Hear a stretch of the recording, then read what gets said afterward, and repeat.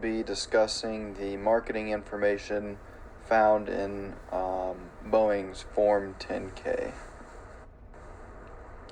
So the Boeing company has divided itself into four reportable segments as they're one of the world's major aerospace firms. Customers are targeted in the commercial airplane industry, the defense, space, and security industry, as well as the global services industry, while also having a Boeing capital industry that focuses on ensuring customers have the appropriate financing to take delivery of their Boeing products that they have ordered. Boeing does seem to have a marketing orientation that keeps its customers in mind. They show this by establishing and maintaining their core values of safety, quality, integrity, and sustainability for their products.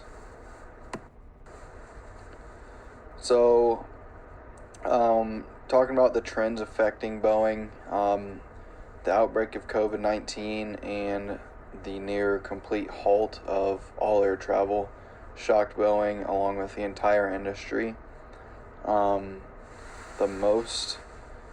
But then they have also had a couple of other trends, the 787 production issues and the associated rework of that, along with the residual impacts of the 737 MAX grounding proved to be the most adversely impacting trends of 2021 for the Boeing company.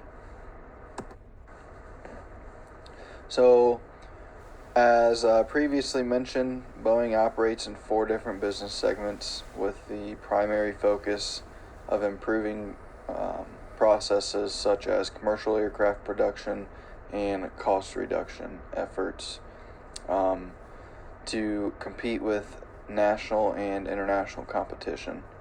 So although most of what Boeing offers to their customers is a product, they do have a segment of the company that focuses on providing a service. This comes with the Boeing Capital segment. So when we think of Boeing, we view them as a commercial airline jet production company. When viewed this way, their biggest competition comes from the non-U.S. company Airbus. They make pretty similar airplanes are in the same market.